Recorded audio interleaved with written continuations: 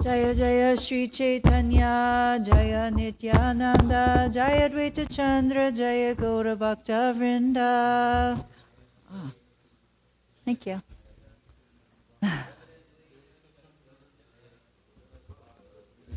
Jaya Jaya Shri Chaitanya, Jaya Nityananda, Jaya Advaita Chandra, Jaya Gaura Bhakta Vrinda.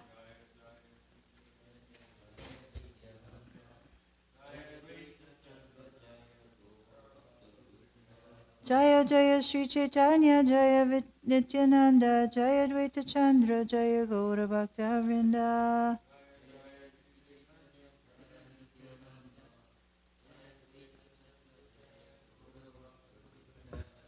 Hare Krishna. Today there's actually several appearance days, a couple of appearance days. And also today is the full moon in the month of Vaishaka, which means that Lord Balaram will be performing his rasa dance with his gopis today, on this day. So it's Balaram Rasa Yatra. And also it is said that Krishna performs, we know he performs the rasa dance in the autumn, but also in the spring. And today is that day, and he performs the rasa dance with his own gopis. So both of them will be doing the rasa dance in a universe near you today on this full moon day of Vaishaka. And there's two appearance days actually in the realm of Sri Chaitanya Mahaprabhu. One is Vamsi Vadana Das, who I think in the past several years I've only heard his name as Vamsi Das, but now it seems like it's Vamsi Vadana Das or Vamsi Vadananda Das. So there's three different, but it's Vamsi Das. And Sri Vamsi Das in Gaur Lila is he's an incarnation of Krishna's flute, Vamsi.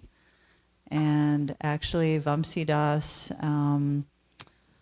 he was a contemporary and a companion of Lord Sri Krishna Chaitanya, and also when Lord Chaitanya left his wife Vishnupriya behind to go on tour in and around the provinces, and as we know, Vishnupriya was extremely bereft, and she was only eating 1 grain of rice for each round that she chanted. So she was very much in a state of lamentation. And Vamsi Das actually was her servant, or her companion person that would serve her while Lord Chaitanya was away.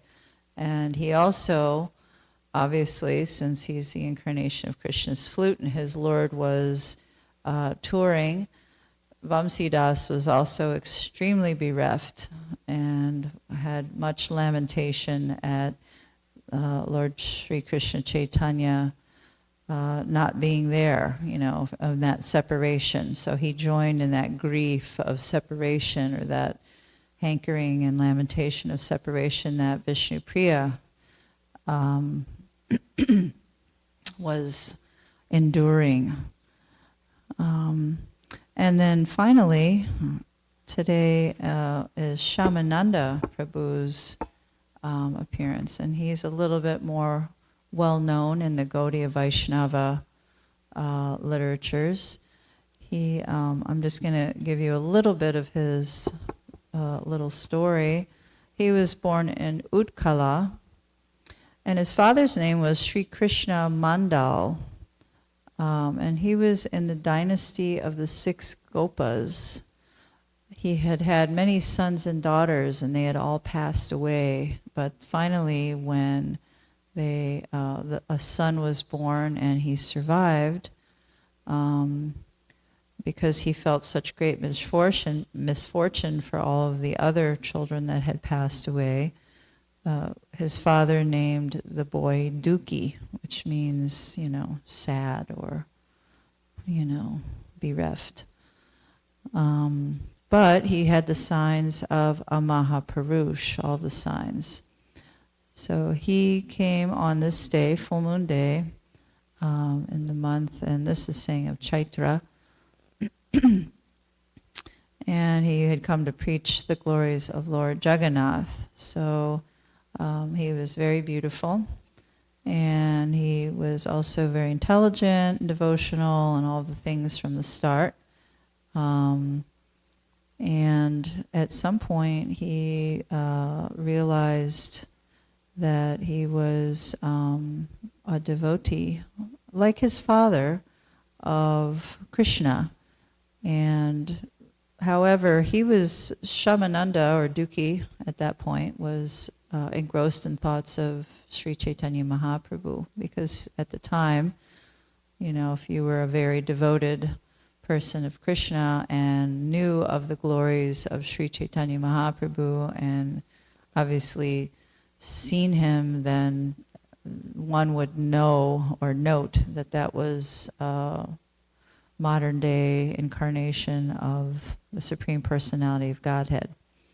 So the boy, very young, already was in meditation, and he could understand who his guru was. He had heard a little bit.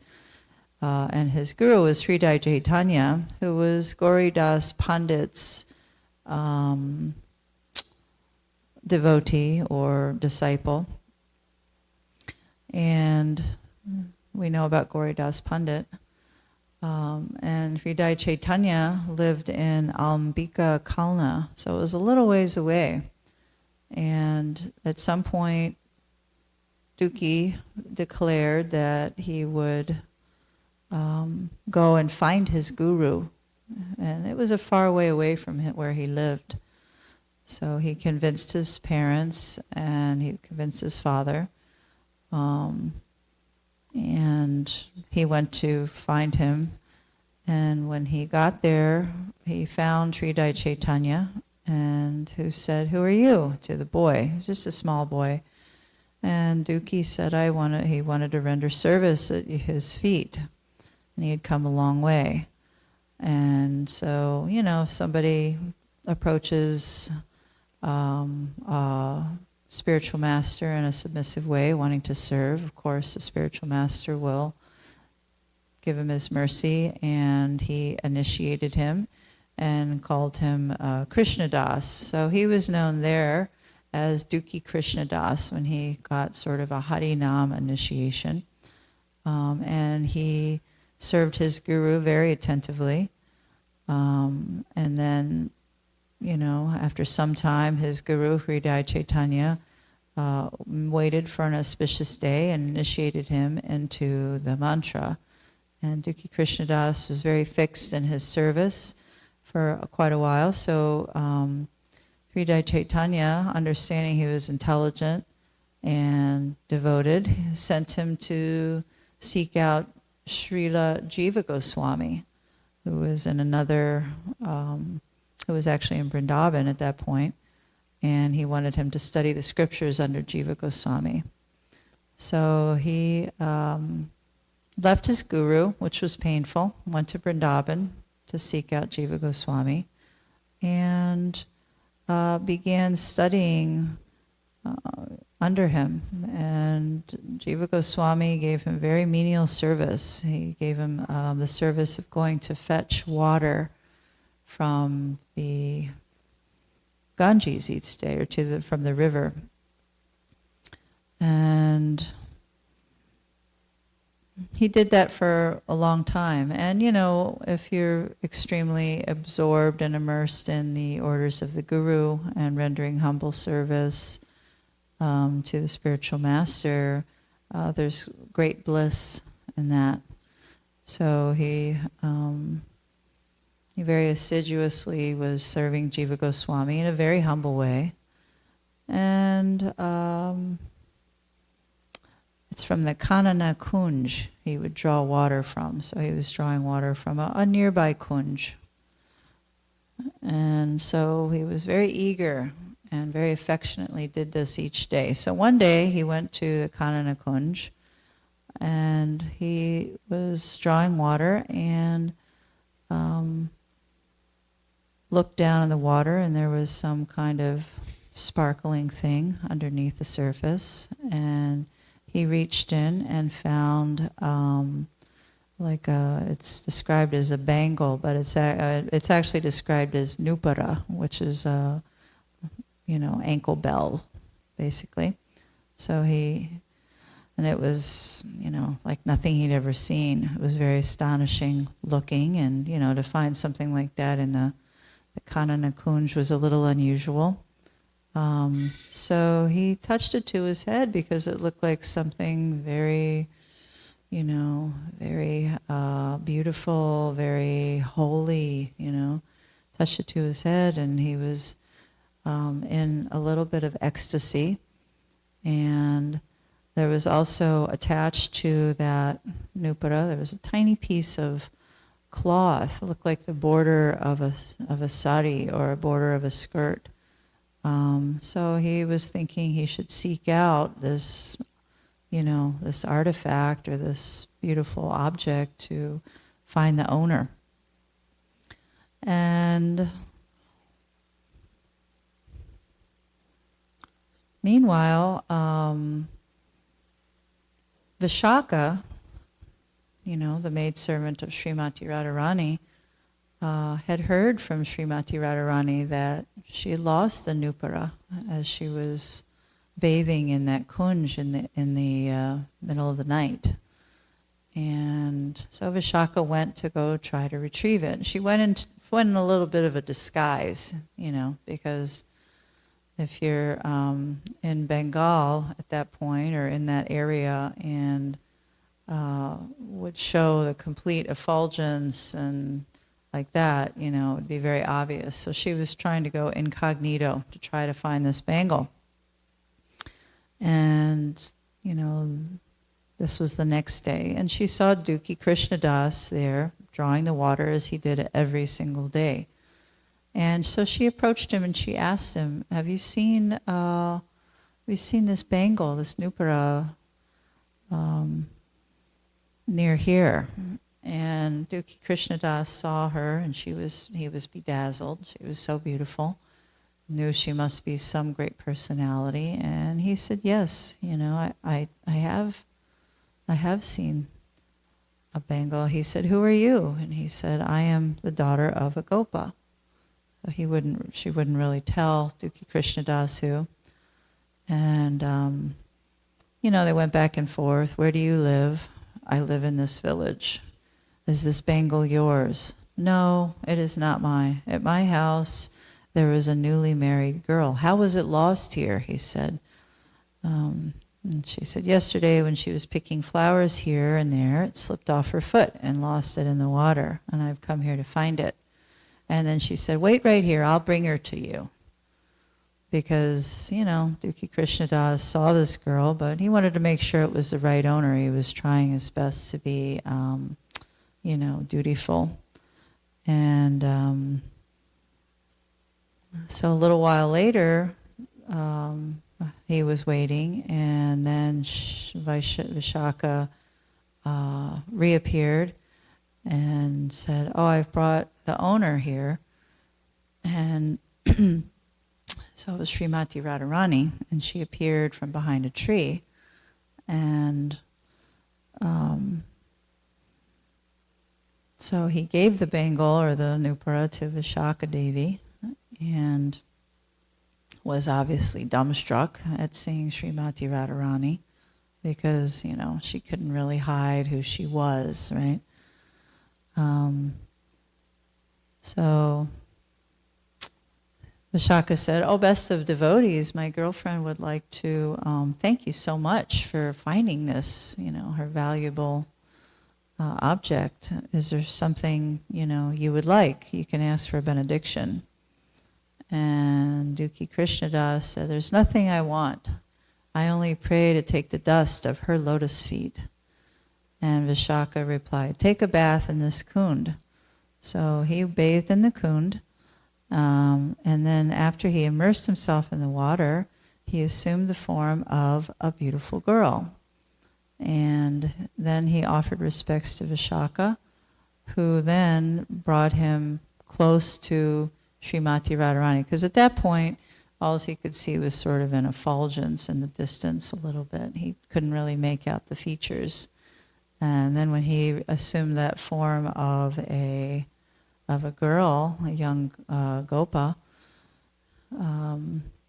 Radharani took her Bengal, Nupara, and took a little clay and marked his head with a different sort of a tilak, and said, "This tilak must remain on your forehead, and from now on your name will be Shamananda." And she sent him away, with that sort of benediction and great thanks. I mean, that wasn't anything he was expecting. And his samadhi sort of broke, and he could see his reflection in the water of this effulgent tilak. And he was ecstatic, his heart was filled with wonder and joy, and he, just was spellbound by the whole experience. And then he went back happily, speak to Jiva Goswami, bring the water back to Jiva Goswami, as he had been doing. And Jiva Goswami, we know who he is, very elevated personality, was very, very happy, and told him, "Don't reveal the story of this miracle to people in general, because of course they wouldn't understand." And I'm imagining he wouldn't want Dukhi Krishnadas to be known as a sort of a sahajya. But the community saw his tilak, which he couldn't remove, and also heard about this new name of Shamananda, and so they began to speculate what was going on. And, to the casual person, it might seem that he was reinitiated, which, as we know in our Gaudiya Vaishnava lineage, is a very, very big no-no. That we should always be extremely chaste to our guru and chaste to our siddhanta. So as people talked about it, word got around to his guru, his initial guru, Hridaya Chaitanya Prabhu, and Hridaya Chaitanya Prabhu was furious. So he made the trip from Alambika Kalna to Vrindavan to find out what was going on. So when he got there and he saw Dukhi Krishnadas with this tilak, he was outraged, and he actually began to beat him for his, insolence and ignorance.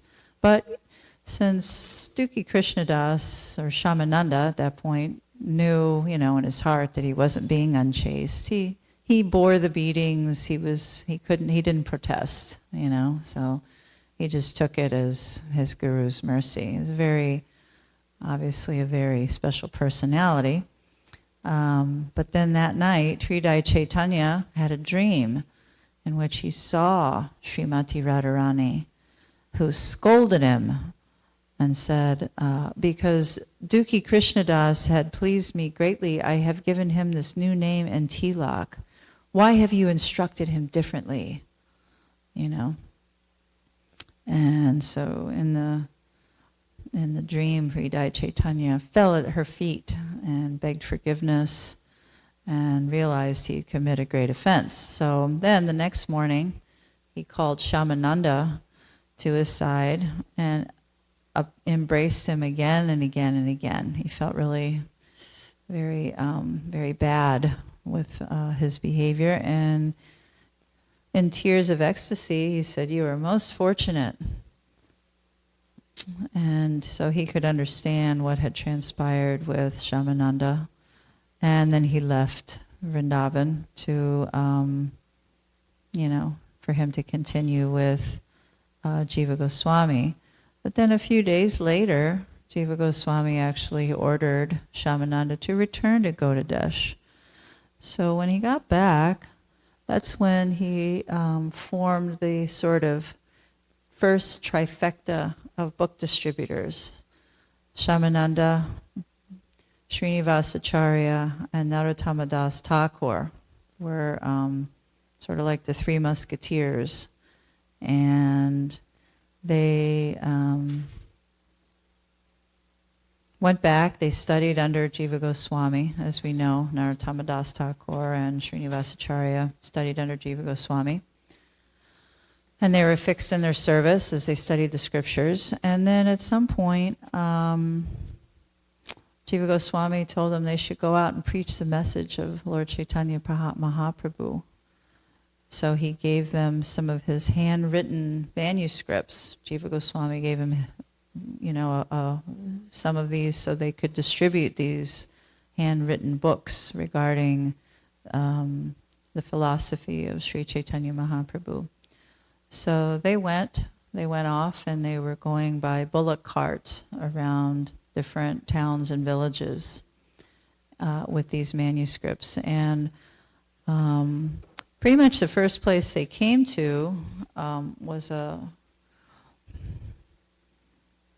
I forgot the name of the place, but he arrived at a kingdom where this king named Virhambir was ruling. And before they arrived, he had his sort of seers and his ministers advising him, and they advised him that there was a party coming with something very valuable treasure in the cart.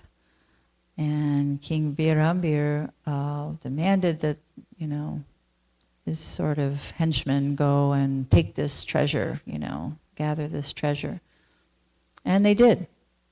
So as they were sleeping one night, the three musketeers, they took all the things from the cart, and, the next morning when they woke up, they found that they had been, pillaged.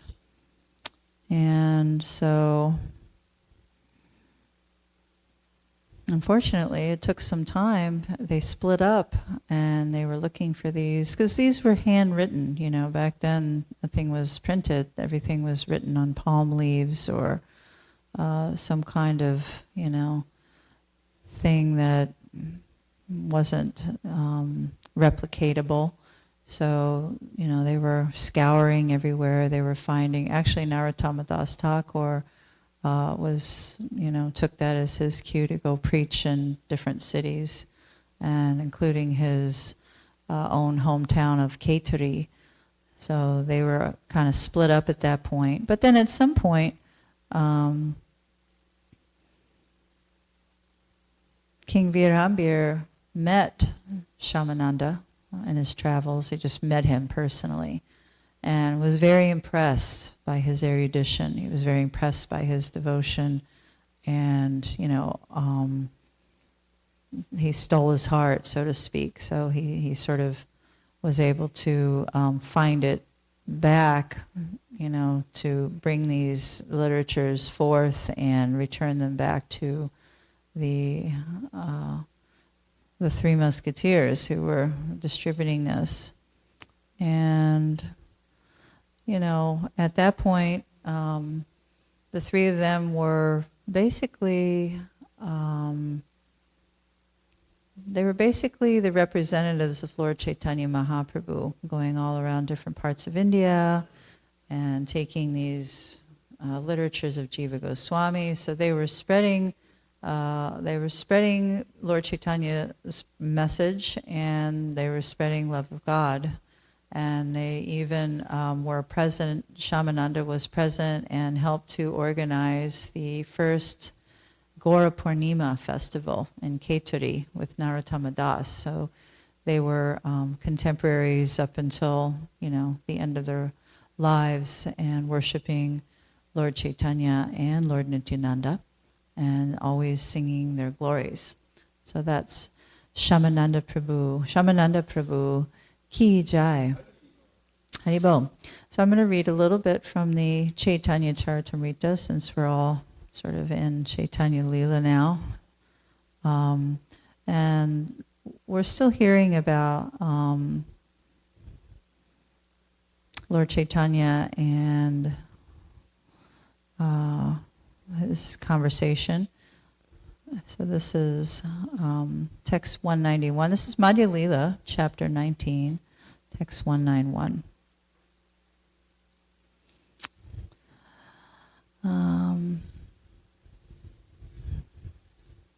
Madhura rase bhakta mukhya braje gopi gana mahishi gana lakshmi gana shankya ganana.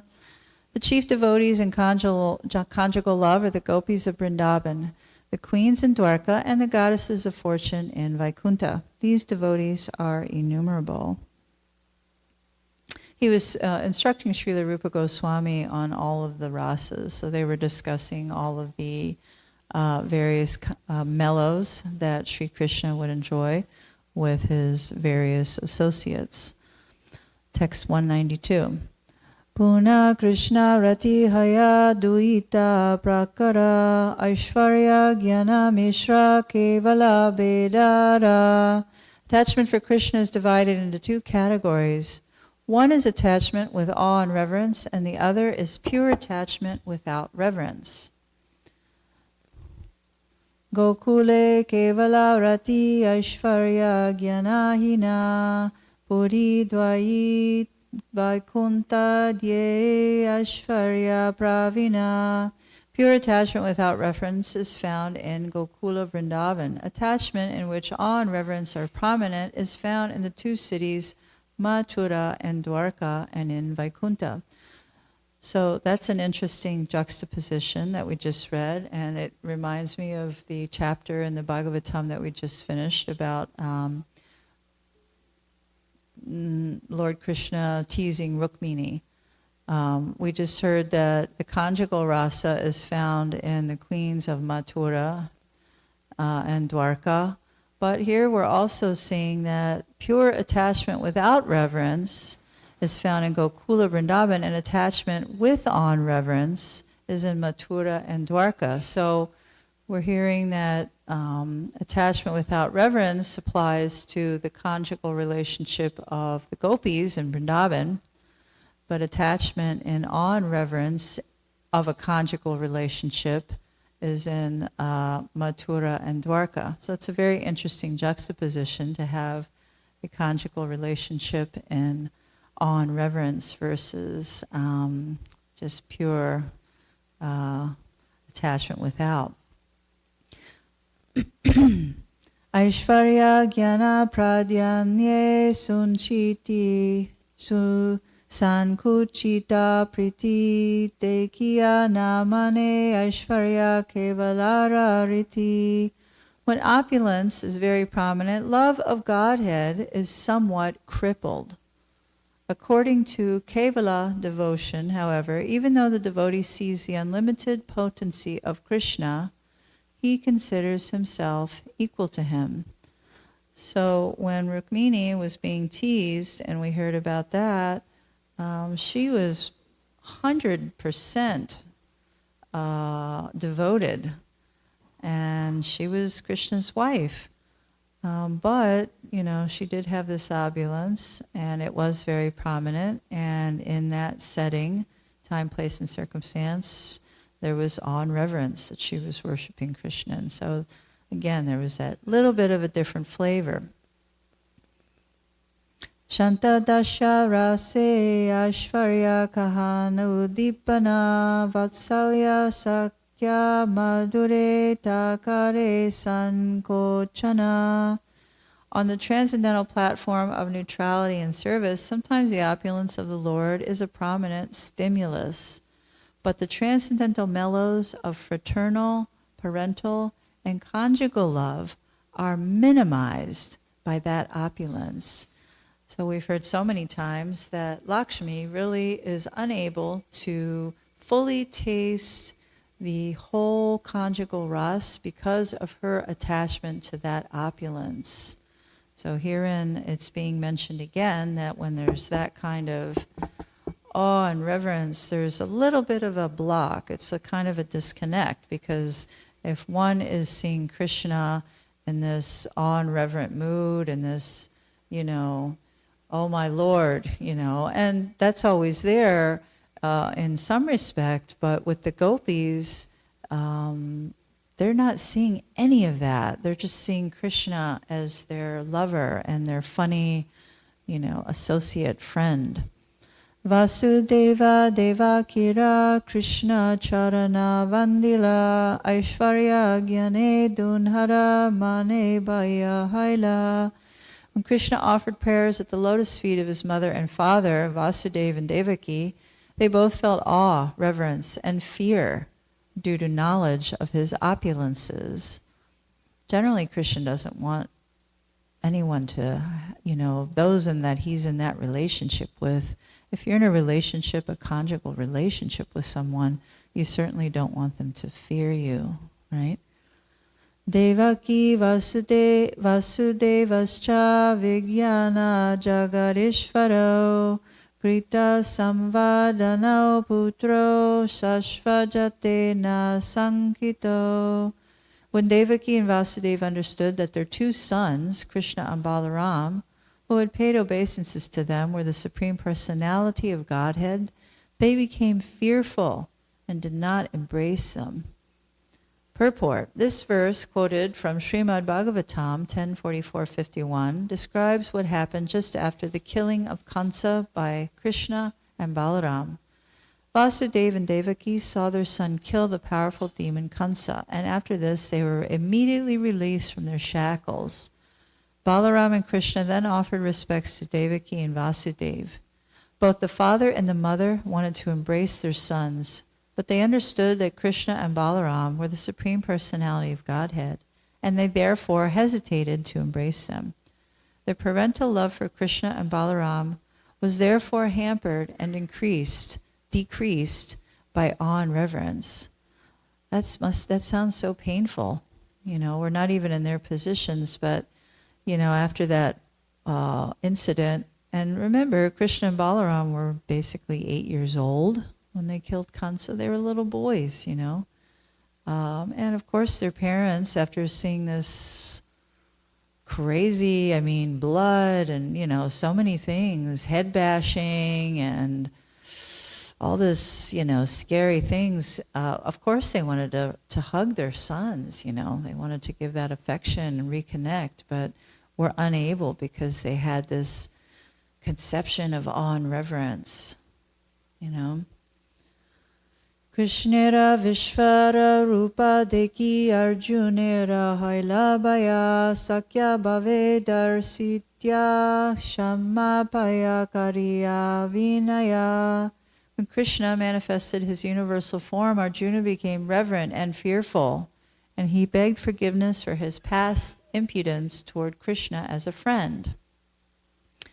Saketi matva prasambam yaduktam he Krishna he Yadava he Saketi ajanata mahimanam tavedam maya pramadat praneryena vapidyacha vahasartam asatkrito sivihara sayasana bojaneshu ekota vapi achutya tatsamaskams samaksam tasamyaye tayam aham aprameyam. Thinking of you as my friend, I have rashly addressed you, O Krishna, O Yadava, O my friend. Not knowing your glories, please forgive whatever I may have done in madness or in love. I have dishonored you many times, jesting as we relaxed, lay on the same bed, or sat or ate together, sometimes alone and sometimes in front of many friends. O infallible one, please excuse me for all those offenses. This is a quotation from the Bhagavad Gita, chapter 11, texts 41 and 42. And in this verse, Arjuna is addressing Krishna, who is exhibiting his universal form on the battlefield of Kurukshetra. So he was fearful and had this awe and reverence, and formerly when he was doing all these things, he wasn't thinking of that.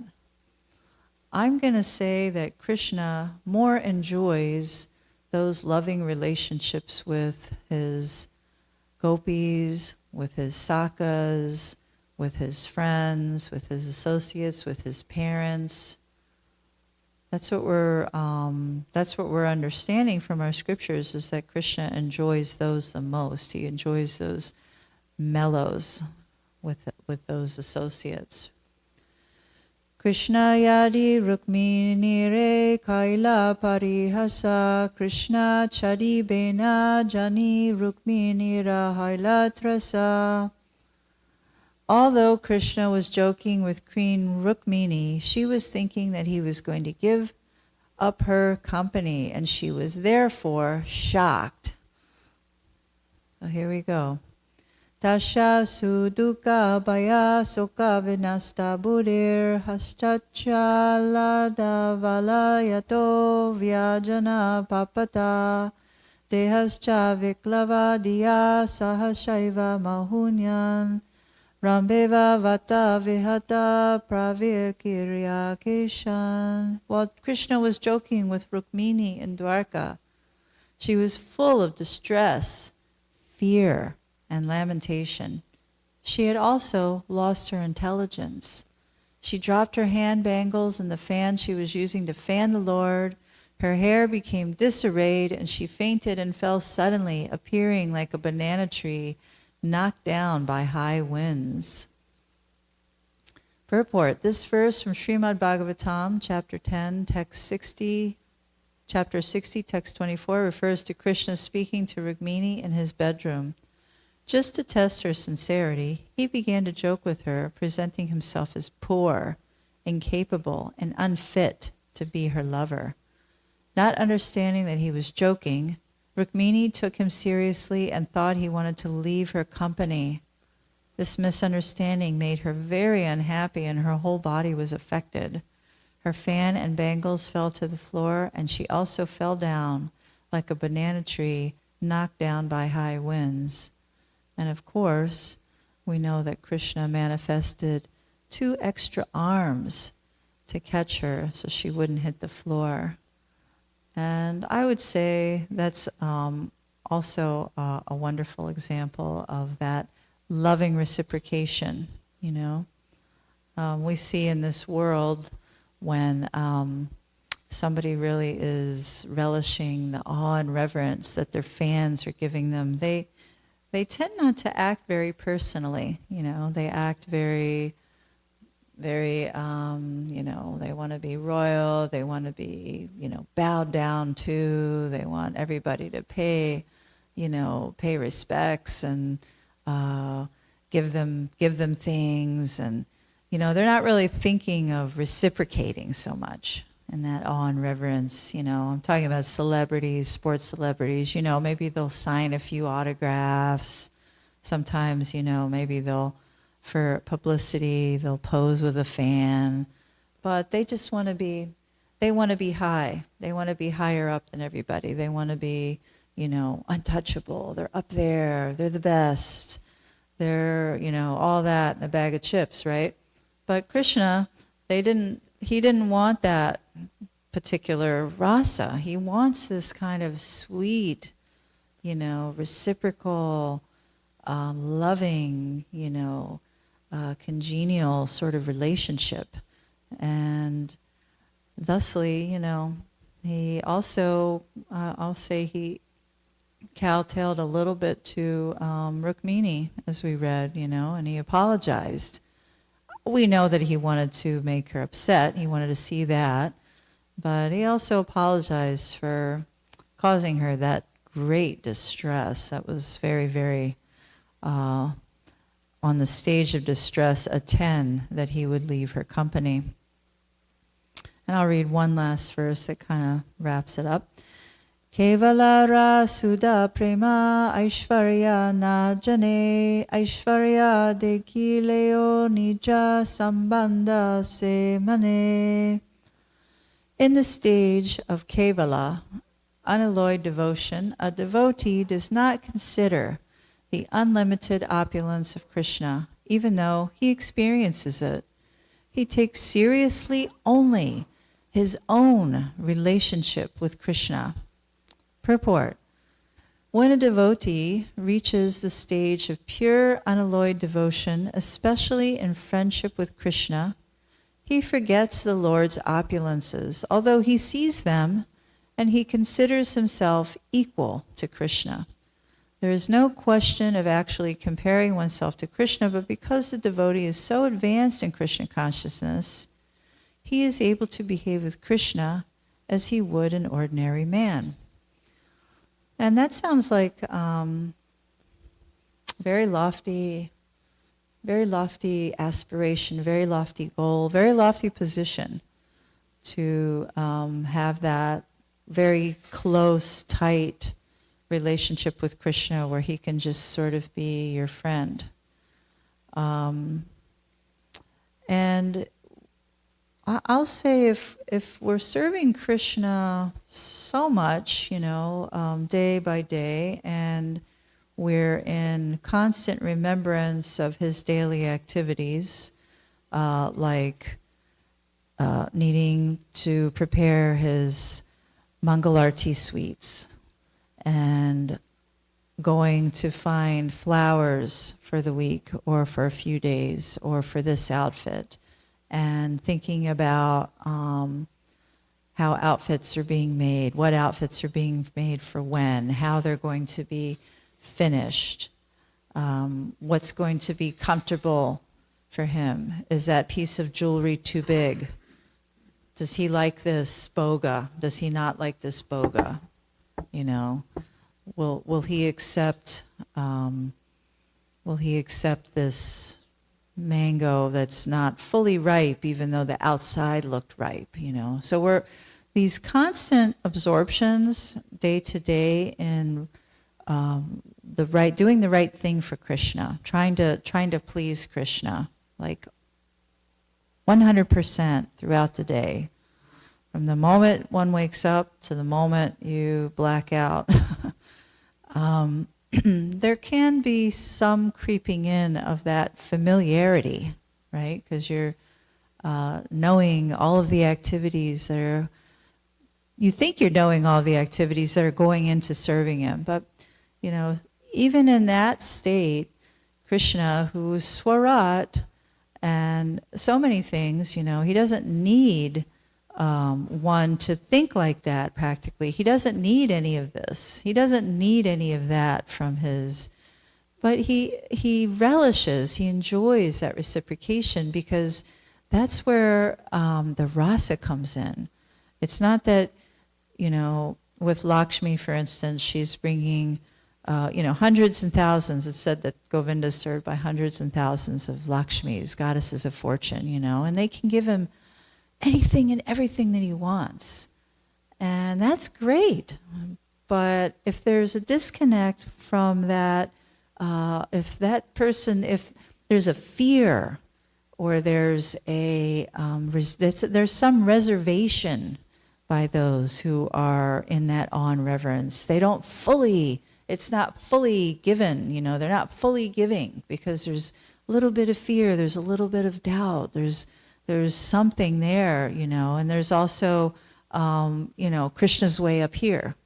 He's way over there, he's way up there, and, there's a little bit of a holdback, I would say, with those awe and reverence sort of devotees. Yeah, that's right. Drishta Prabhu said they have to take a little something from Krishna. Yeah. So, what we're striving for, and I think somebody was saying it, we're getting the practice here, Chaturani was saying, we're getting the practice here on how to best serve Krishna at every single waking minute, or sleeping if you can.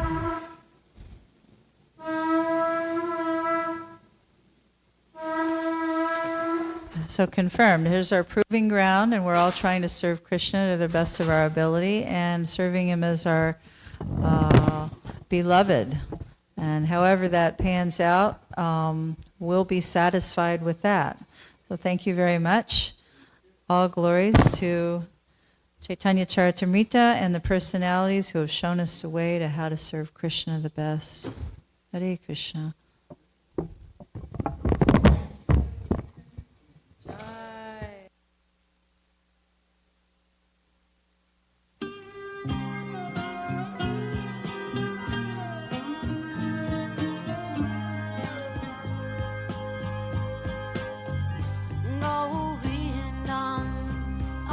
Purusham Tamaham Bhajami Govindam Adi Purusham Tamaham Bhajami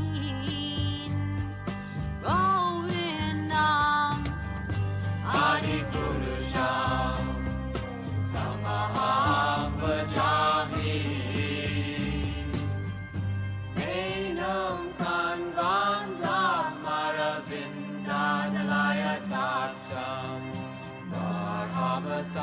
Samasitam Buddha Sundarangam Kandar Bhagom Vidamaniya Vishesha Shobham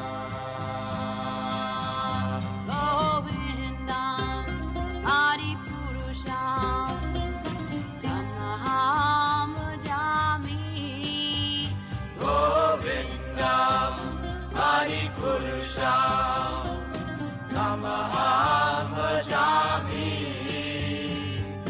Govindam Adi Purusham Tamaham Bhajami Angani Yasa Sakalen Priya Priti Manti Vasyan Vipan Vikayanti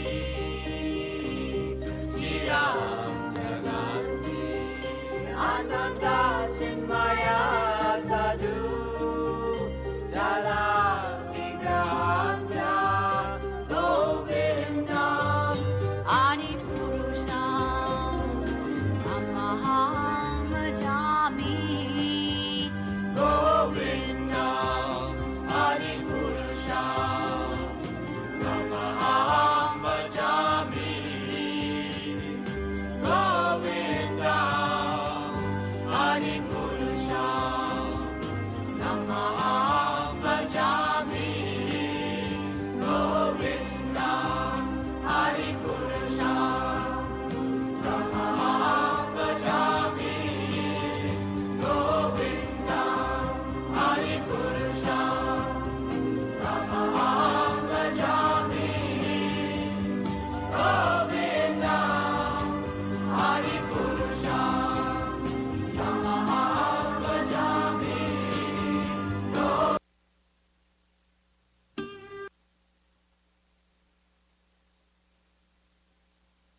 Hari Hari Vipale Janama Goinu.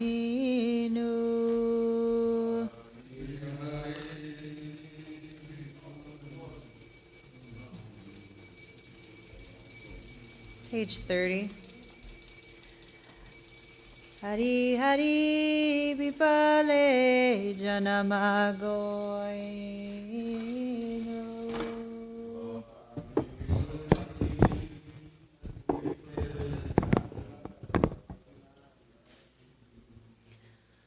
Manusha Janama Paya Radha Krishna Nabajiya Shajanama Paya Radha Krishna Nabajiya Janiya Shuniya Vishakoinu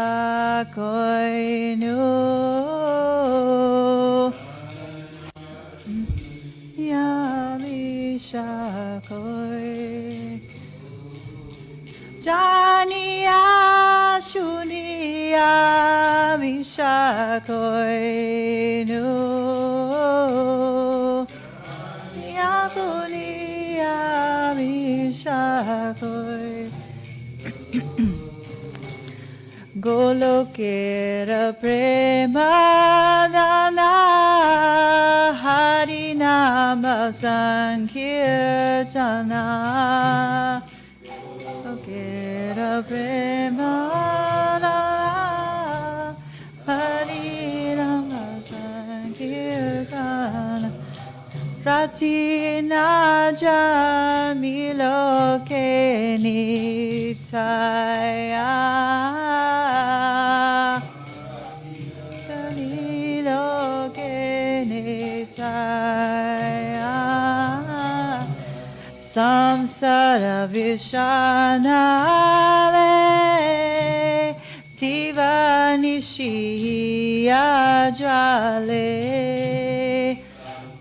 Ravishanale Divanishi Yajale Judaite Nakoinu Paya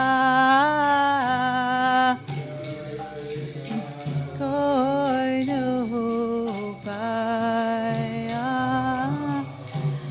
Brajendra Nandanaye Sachi Sutta Hoilo Se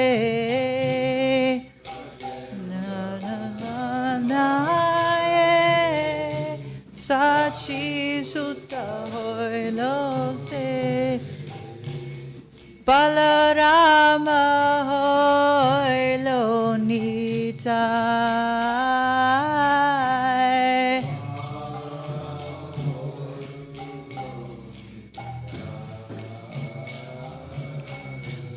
Balarama Hoilo Nitai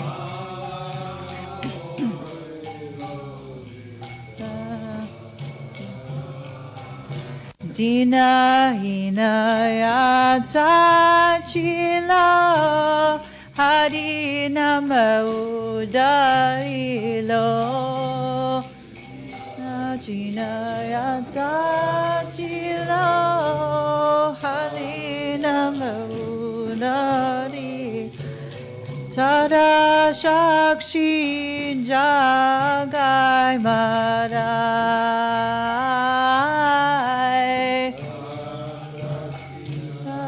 Jagai Marai Aha Prabhu Nanda Sutta Vrishabhanu Sutta Yuta Nanda Sutta Vrishabhanu Sutta Yuta Karuna Koro Ebaro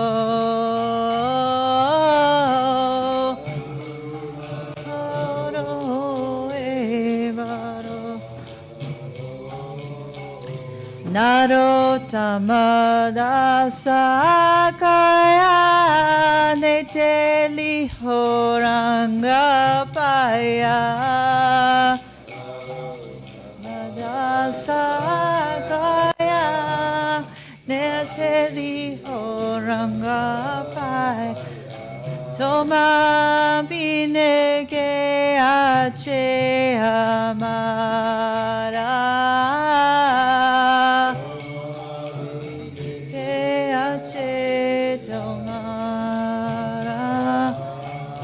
Manusha Janama Paya Radha Krishna Nabaliya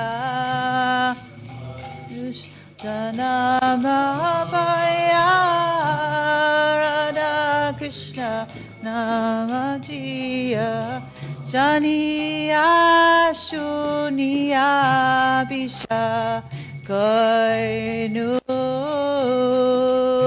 Naniya Shuniya Bisha Koinu Hari Hari Vipale Janama Gonainu Hari Hari Vipale Janama Gonainu Jaya Radha Golokananda Radha Golokananda Radhe Radha Golokananda Radha Golokananda Jaya Radha Golokananda Radha Golokananda Radhe Radha Golokananda Radha Golokananda Jaya Radhe Jaya Radhe Jaya Radhe Jaya Shri Radhe Radhe Jaya Radhe Jaya Radhe Jaya Shri Radhe Jaya Gauranitai Gauranitai Gauranitai Gauranitai Gauranitai Jaya Gauranitai Jaya Gauranitai Jaya Gauranitai. O Lord Hari, I have wasted my life. Although I have taken this rare human birth, I have not served Radha and Krishna, and thus I have knowingly drunk poison. The treasure of divine love in Goloka Vrindavan had descended as the congregational chanting of Lord Hari's holy names. Why did my attraction for that chanting never come about? Day and night my heart burns in the fire of the poison of worldliness, and I have not accepted the means for relieving it. Lord Krishna, the son of the king of Braja, became the son of Sachi, and Balaram became Nitai. The holy name delivered all those souls who were lowly and wretched. The two sinners, Jagai and Madai, are evidence of this. O Lord Krishna, son of Nanda, accompanied by the daughter of Rishabhanu, please be merciful to me now. Narottama Das says, O Lord, please do not push me away from your reddish lotus feet, for who is my beloved except for you?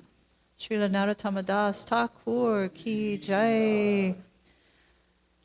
Cheto darpana marjana bhava mahadavagni nirvana Vidya kairava chandrika vitaranam vidyavadu jivanam Anandam buddhivardhanam pratipadam purnam diswadanam Sarvatma snapanam param vijayate Krishna sankirtanam Nam namakari bahuda nija sarva shaktis Tatra nitami amita smarane nakala Etadrisita vakripan bhagavan mamapi Dodaiva medrishangiha ganina nuragaha Rinarapi sunichena Tarorapi shahishnuna Amanina manalena Kirtaniya sadahari Nadanam najanam nasundarim Kavitam vajagadisha kamaye Mama janmani janmanishvare Bhavatar bhakti raihatuki tvai Ayinanda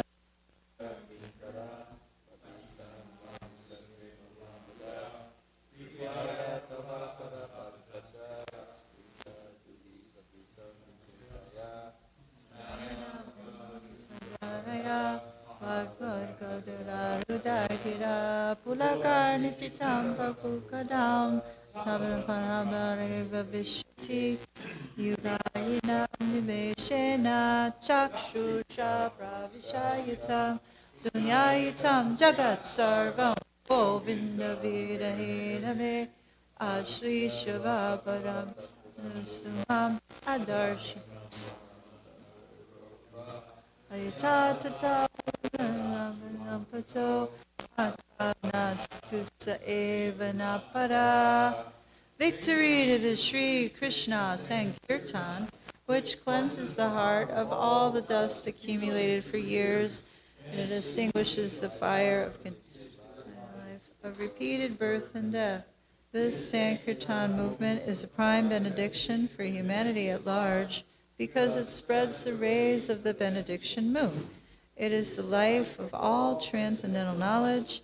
It increases the ocean of transcendental bliss, and it enables us to fully taste the nectar for which we are always anxious.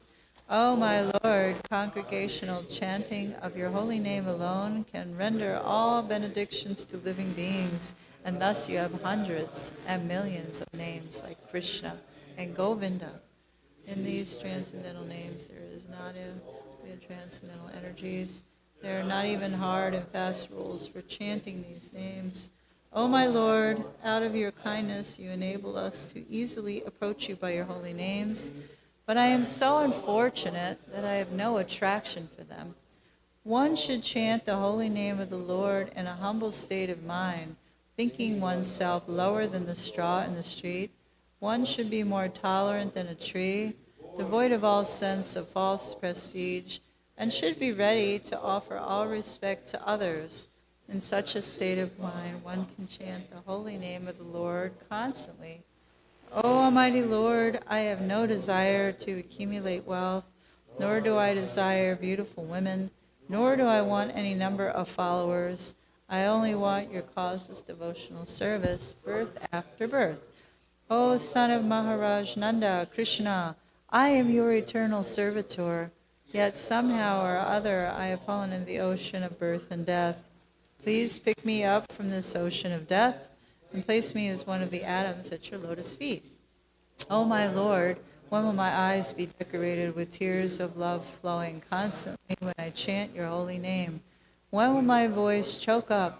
And when will the hairs of my body stand on the end of recitation of your name? O Govinda, feeling your separation, I am considering a moment to be like 12 years or more. Tears are flowing from my eyes like torrents of rain, and I am feeling all vacant in the world in your absence. I know no one but Krishna as my Lord, and he shall remain so, even if he handles me roughly by his embrace, or makes me brokenhearted by not being present before me. He is completely free to do anything and everything, for he is always my worshipful Lord, unconditionally. Shri Shasham Ki Jai. Harinam Sankirtan tomorrow at Weaver Street Market at noon. It's going to be a beautiful day tomorrow, sunny and warmer, and so it's a great day. Lots of people will be out and walking around and hearing the holy name. Hari Bo.